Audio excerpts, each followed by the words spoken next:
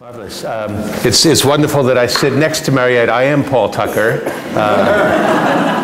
and I'm delighted to be here, as are the panelists, and certainly thrilled to have such a robust audience.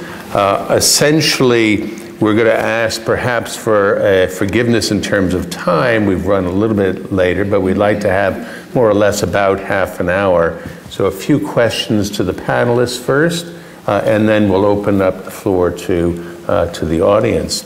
I think one of the remarkable things that has been shared here amongst us is the opposite of what we spoke about, or people think about in terms of leadership, particularly as Rick had raised it early on, and it has to do with that element of ignorance. The fact that Joe had the audacity to paint that Robert Morris, I still can't get over it. I just can't get over it. That's just absolutely staggering. He's gonna cry. Oh, I'm nervous. I'm nervous just sitting here thinking about it. It was actually the beginning of a long career of me changing art. And I met Robert Morris at Yale, so I know what the formidable figure he was like. But the idea of ignorance, which is sort of mixed with a certain measure of innocence and a certain measure of expectations about the future that are open-ended. And the open-endedness is something that I think is tied in remarkably across our speakers as well. The fact that something comes up that you may not have anticipated, and you say, this is okay, I'm going to try this out. So the confidence comes from both fear and this, as I said, this kind of embrace of opportunity. The fact that Mariët left a tenured position at Rutgers. Oh my God. I just did it again. That's right, twice. Oh my God. Really the most cherished element in academe, passed up for a job, obviously in the most beautiful place in the world, so there's some excuse for that. But I love the notion too that it is thinking about media and the ways in which we operate in our various media, whether it's Susan and thinking about film, or whether Rick thinking about how art doesn't have to be just in museums, but there's a different way of organizing material. And to be able to have the perspicuity to see where the gaps are. I would submit that for students coming out of Williams now, there will be enormous gaps, because things have changed so much. We are troglodytes up here. I speak for myself, but the bottom line is that the number of things that you will be facing are going to be so much vaster, and in some ways so much more complex. The notion that in fact Susan could get the job by her brother talking to a guy at a party in Washington, how great is that? And let's hope that will happen. It was all me. It was also, well, in part, I agree it was all you, because I do not believe that the word coincidence has any relevance any longer. And that is borne out by the kind of ways in which you all have negotiated a career. It doesn't defy the notion that leaders are not born, but it says or suggests the fact that there are forces in the world, and this goes in part to Lisa's notion of larger elements. There are forces in the world which we do not know.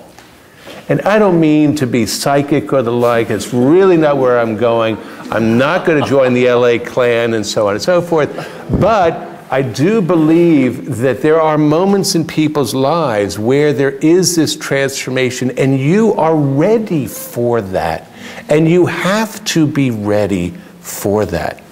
But that leads me to thinking about the fact that many people from Williams who will graduate are not going to go on in the arts as professionals. It's just a standard fare. In fact, those white men who ran museums had actually been leaving Williams singly. It wasn't as if there was a huge mob of people on their Sicilian motorcycles who left to take over the art world. That didn't happen. It was one graduate from one class, another graduate from another. There might have been two in Rusty's class, I'm not quite sure. But nonetheless, there were singletons, and it happened to be their moment. For graduates of Williams, it's your moment now. And whether you go on in the arts, or whether more than likely, as history has shown us, that you will actually be successful at your endeavor, that you will have many opportunities. Indeed, you will be asked to be a member of the leadership of the arts. And my first question to the panel in that regard is that if that is the case, if in fact within this world, in part both of philanthropy and of leadership, what kinds of roles should they play in this evolving, ever-shrinking world? And what advice would you give them as they face the exponentially broader array of options that were much larger than were available to us? Please, Susan, yeah. Being a Sarah Lawrence person, I have to say, even though I didn't study with him, Joseph Campbell said, go with your bliss, follow your bliss. And I do really think you have to follow your bliss. And that is how you might find that leadership role or fall into it or come upon it or discover it or whatever it is. But I do think it has to be passion. There has to be passion for what you're doing. And that's what takes you down that road. Yeah. I would like to be as optimistic as you just were about this enormous world of opportunity. And I think there's no doubt that a Williams education or a Sarah Lawrence education or a Columbia University education or especially an NYU Abu Dhabi education will set you up. And I have actually a point to make about that, Pearlie, but I think there are enormous privileges that of course come with that and that multiply as one goes through tracks like this. But even so, today we know that these job markets don't look very promising. And that in the immediate future, following your bliss may be a very difficult thing to do. Well, even though I'm in favor of it, that's true. I think I wouldn't want to be Pollyanna-ish about it. And in a way where I'm still hopeful for the liberal arts, and this I would say, and that's very relevant to, I think, my own experience and that of most of us here probably. It does give you flexibility, and although I think all the rhetoric today out of Congress and perhaps even our own dear president is that we need to worry about reskilling and upskilling and the community colleges, and I'm all in favor of that. Higher education is a matrix, but we are at some risk, I think, of losing what liberal arts education does still give you, which is a nimbleness and an ability, in fact, to change jobs in the way that we've done over time. And perhaps it is that flexibility, actually, that is some of the greatest assets that the graduates of this institution carry with them now. That maybe preserves, for some future moment, that wide panoply that was available to us, actually. And strangely enough, I would add to that need for the liberal arts education, the need to write. I think that seems to be one of the key elements, even though perhaps the current generation doesn't think so, but that clear writing is a good part of what moves you forward in the work arena, whatever it is, at least in all the in the kind of work we've been talking about. That if you cannot express your ideas well in writing, you're really at a loss, don't you think? I mean, you could not have your project move forward if it couldn't be put into a container of words. That sort of leads me to think about the fact, again, with people who are going to graduate and maybe be upon boards and so on and so forth, that they themselves may not be able to follow their aesthetic bliss and become a painter or something like that, but will be involved with the arts. And that seems to me to raise the issue that is somewhat thorny and difficult one, but the fact that arts institutions, by their very definition, are dedicated to the propagation of the arts. And it's wholesome. Everybody can buy into that. However, to be able to maintain the integrity of an arts institution, to be able to underscore its authenticity and its validity, arts institutions, as we've seen in the cultural wars of past decades, have been under considerable pressure. And I'd like to ask the panel about how does an institution like that, a cultural institution of whatever type, how does it maintain its integrity in an increasingly complicated and compromising world? Wow. Yeah. I mean, I don't know. The decisions come up. It's. You know, I heard there was a Brodsky talked here and gave a great talk. Frank, when was that? Like, I don't know, when Joe Brodsky was like 84. I'll never forget him. He gave this beautiful talk and he said, evil is not something that knocks on your door and says, hello, I'm here. And there was what I took from that was that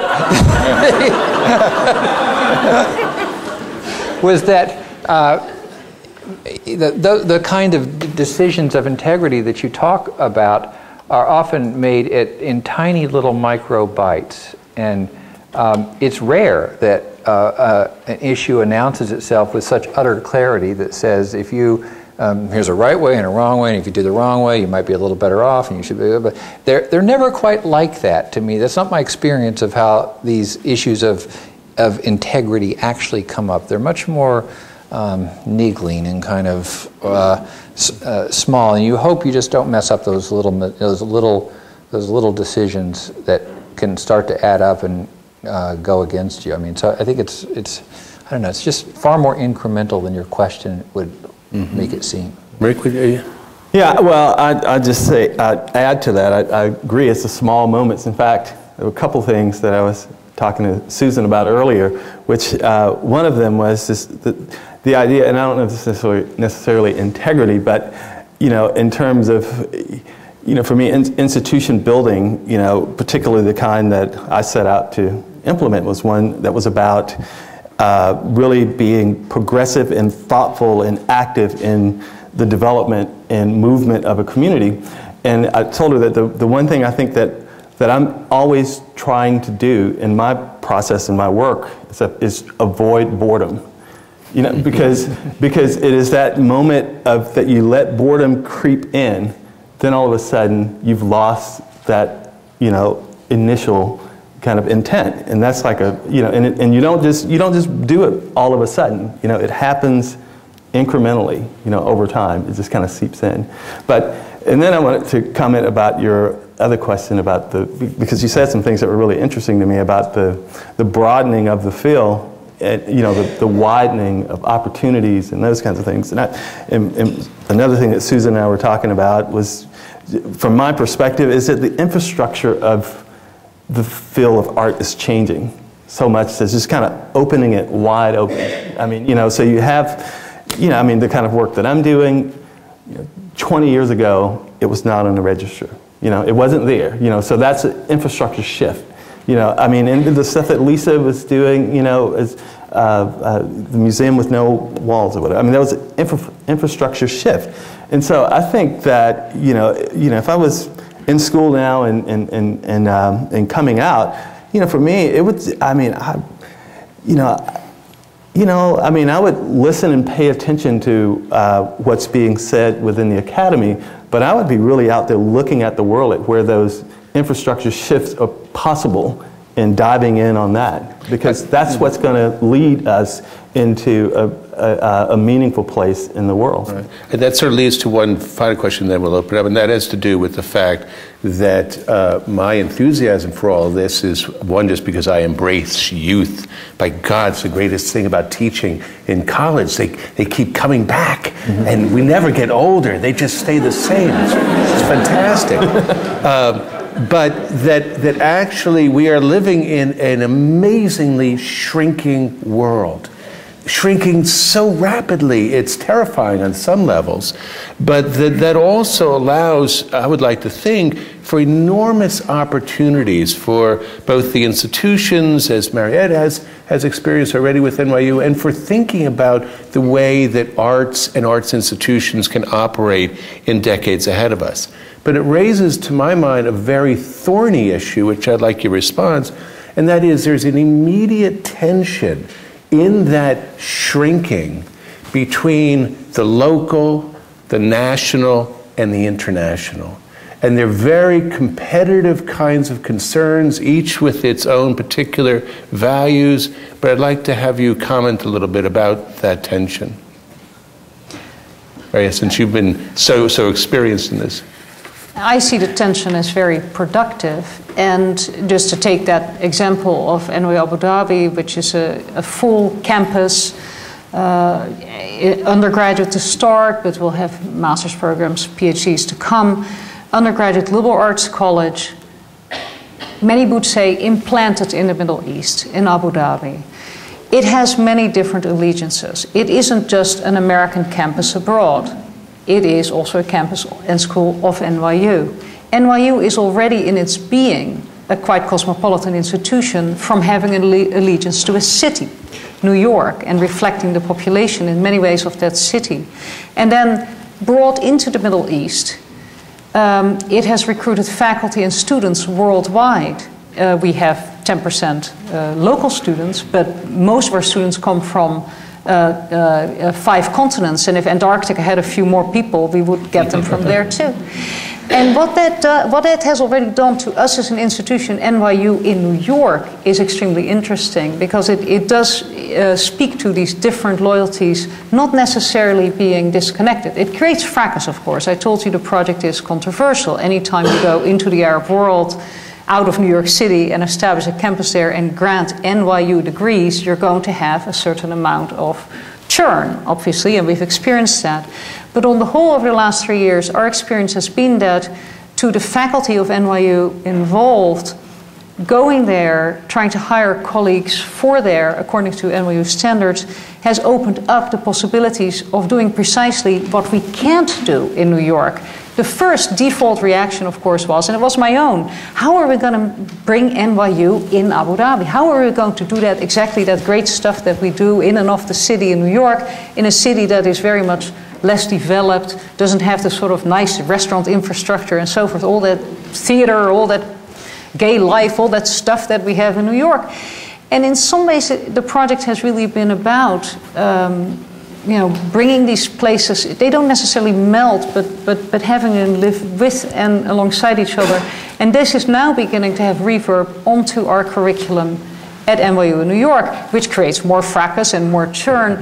But I do think it is productive, because again, what we feel there as an institution, both all of us in Abu Dhabi, but all of us also working in New York, is that kind of extending that I think all of us have spoken about, that sense that however serendipitous it may be, that all of a sudden you feel yourself called upon to stretch. And that is, to my mind, the most satisfying aspect of these different, what may look like odd career moves, is this sense that you can stretch because you see that the project you are building there is answering a certain need, and in this case that need is for a radical move towards intercultural understanding, a real bringing together of people, even though that is a very, very difficult thing to do. So, yes, you've touched on something where I may have given the idea that R21 simply does a television program and it's seen, whatever.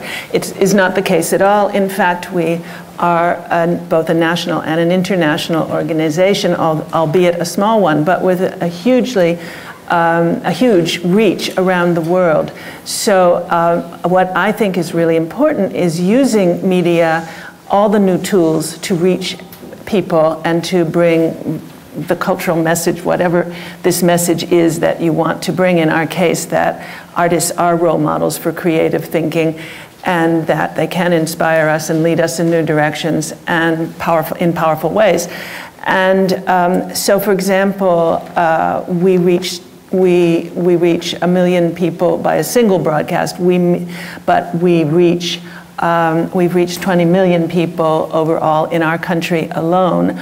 Over time, we have provided education materials which are downloadable, can go anywhere in the world, have been taken by 150,000 teachers in a relatively short amount of time.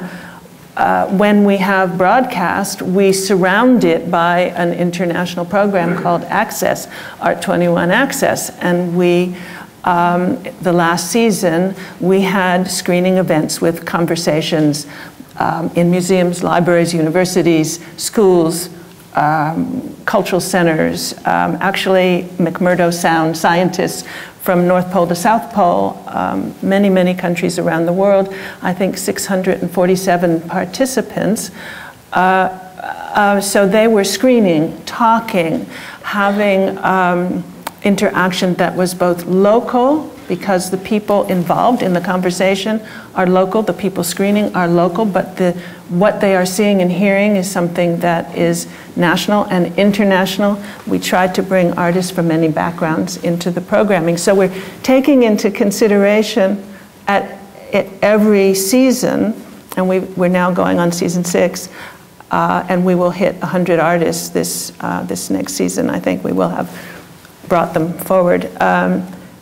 So we will try to have an international mix. We have worked with artists from Japan and Korea and South Africa and Mexico and Colombia and so on. So it's only possible because of the access that you can have in the world and the 647 places all participating in a conversation in this huge dialogue internationally. How was it done? Student interns in the summer, 2 months, remarkable, using the internet, communicating, sending messages out in the world, using the internet to provide free materials. Which is another indication that, of course, media has been such a transformative force.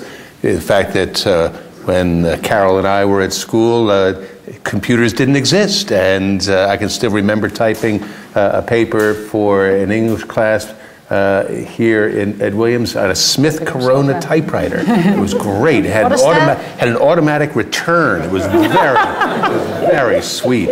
But I think that finally, then I'm going to open up to questions for the audience, that it really is about media and the fact that media is both the transformative vehicle and our vehicle for being able to reinterpret ourselves, to expand the opportunities for creativity, and also allow for the kind of, again, responsible management and leadership of all of that. We can look at the Google invasions and piracy and all those kinds of issues. But finally, it's also the issue of sight, being at the right place at the right time. Also recognizing that sight is no longer necessarily local, although as Rick has shown us, it is absolutely necessary to be local, just as Joe has done so. The model museum for a local establishment that needs to be able to have its roots recognized and nurtured. But sight now can be a truly global entity so long as it is embraced by the leaders of whatever institution.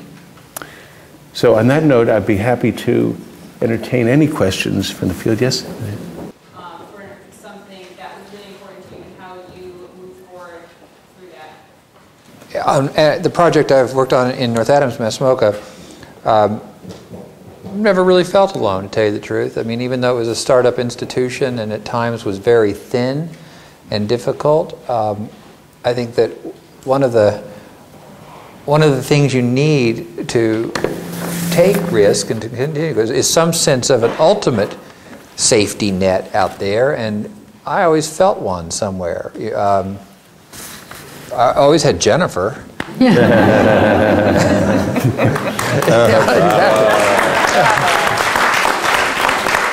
And even more so, I think this community is interesting in that way. Williams College, I mean, without it, there would be no Mass MoCA, but also the Clark Art Institute, Jacob's Pillow.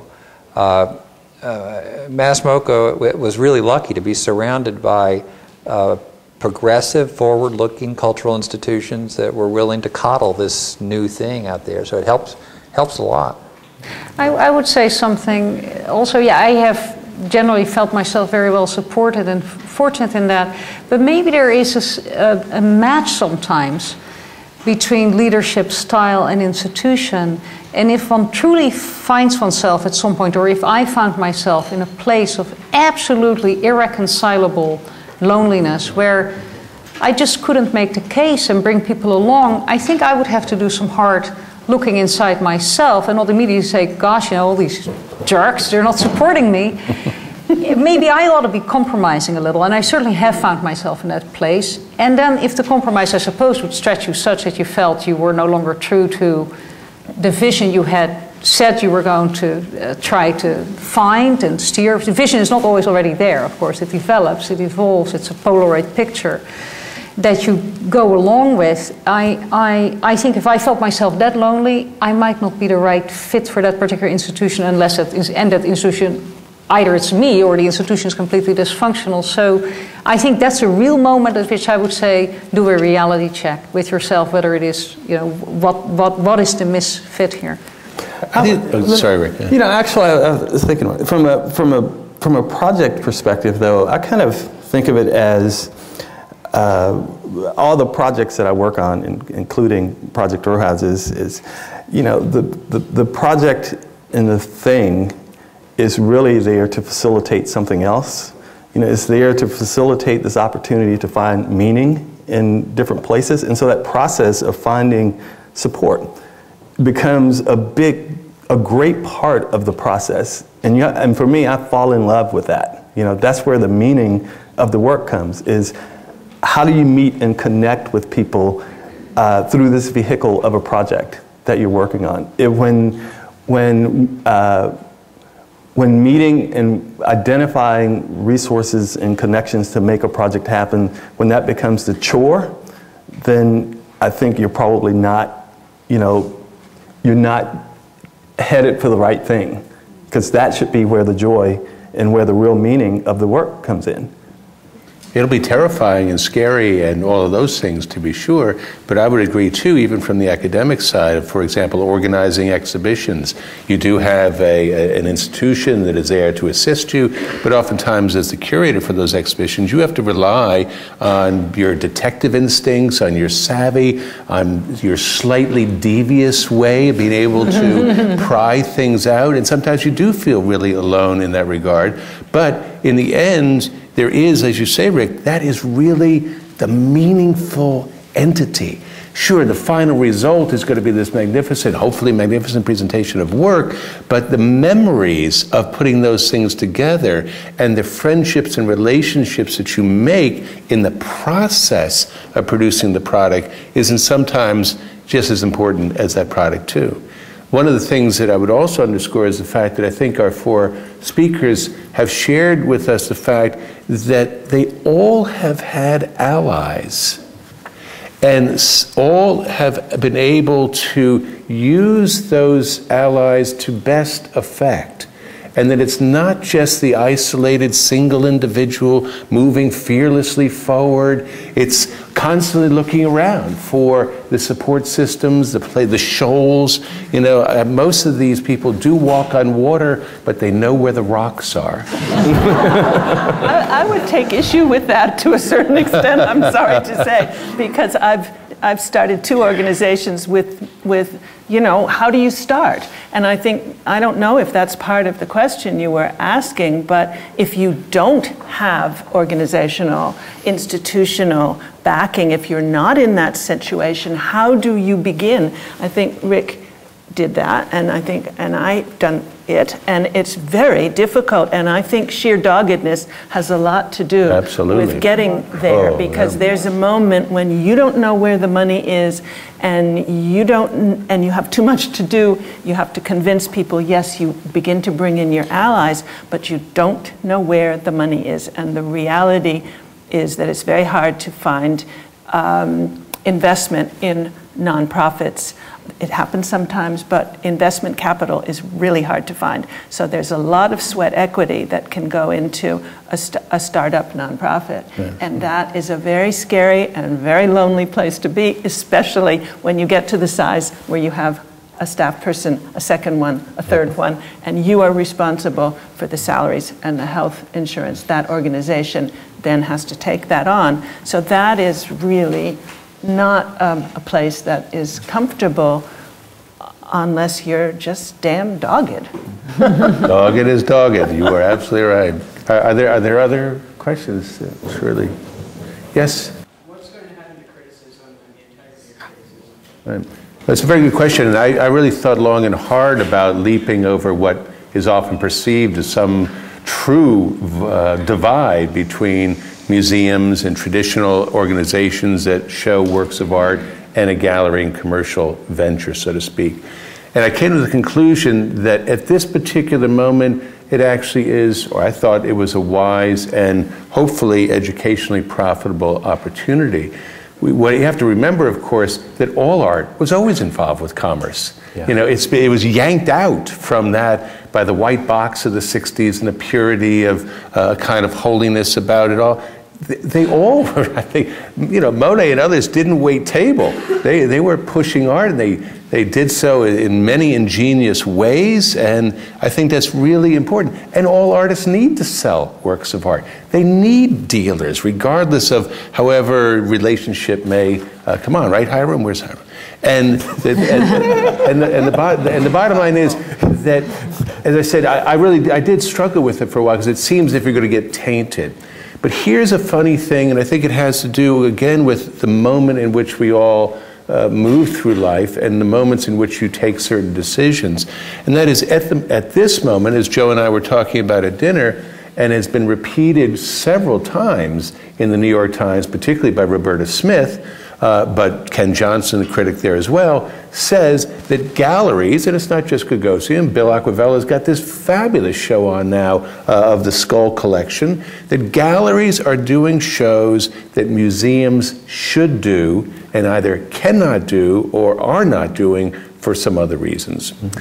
And that just happens to be this kind of little seismic shift that's going on at the moment, in part because the museums don't have quite as much money, and certainly in part because they're nowhere near as nimble. Now, whether that is going to affect criticism, I doubt. In fact, I think it will heighten criticism because, one, the galleries themselves are much more vulnerable to criticism, and I'm a little worried about how this show is going to be received. I hope it's going to be okay. I've already climbed the mountain. I've seen the view elsewhere, and so now I'm not quite sure what plateau I'm on, maybe Smokies or something like that. But I do think that it sharpens criticism because galleries are so much more, quote unquote, vulnerable to that. But I'd also like to think that it allows a public to be able to see works in an intellectual, educational context, since that's what this was built as, and which I build it as in terms of the museums and other collectors that I had approached, that actually people will come and really learn something from this. That is supposed to be the educational mission of a museum too, but here you have the opportunity to do it in a concentrated way. Sure, the gallery has to sell works, but they're not selling works from the Art Institute of Chicago and the like, and they're able to, as I say, to have this kind of nimbleness to be able to get it done. So I came to a very happy comfort level about it all. I hope that helps. Yeah, and for me, I would just say that as a greater and greater share of this nation's gross domestic product comes closer and closer to the source of creativity and art, I hope that art and creative activities are the center of economic development in more and more communities all over the country, because that's where the future is. And so I, quite far from turning away from that point of view, we're facing into it with enthusiasm. And not looking at it from, because I think I agree completely with what you both have said about it from the economic perspective, but from the critical writing perspective of what you bring up, I think that's really kind of critical and crucial too, in the sense that, we don't have critical writers now that understand how to even approach talking about work of artists like myself that are not functioning in the traditional mode. So And I think that's going to be a very important thing that's going to have to play itself out over time, because more and more artists and even institutions are beginning to engage with artists in this way that's not the traditional, that would not fit, you know, the traditional museum or gallery kinds of exhibitions. But the approach to criticism or writing about it is the same as it is looking at the static object, and that's just not going to work. It's not working. Great question, therefore, thank you. What, one more? Is there one more? About providing shelter for students from that impinging world that you... Well, I think in terms of serendipity, as I said, I really have long abandoned the idea of coincidence. But I think it's interesting to think about. I mean, it happens in everybody's life. You know, you think about somebody long enough, and that person is going to manifest themselves if they're still with us. It just happens. And I think that it also, even thinking about that person, is a concentration of yourself upon that person, and so it gets manifest. So thinking about what you want to do, as Susan says, the passion that is within you, a passion which may be multifaceted, but a passion nonetheless, if that is focused upon, nurtured, agreed, it's going to be hampered by all kinds of circumstances, but that will create the circumstances where serendipity will actually be fact. And I just believe that. Well, serendipity happens to people who have that flexibility of attitude and openness. I think that's, and you don't necessarily create that, but this is the kind of institution that certainly fosters it. If you can't get that religion here, you're not going to find it much any other place. And shelter is good. We all love shelter. We all need shelter. There's nothing wrong with shelter. But at the same time, all shelter, the most wonderful shelter, of course, are ones with large windows and sliding doors and access to the outside just as much as the inside. And art. And having art upon those walls as well, indeed, indeed. Well, thank you ever so much. It's been a great pleasure indeed.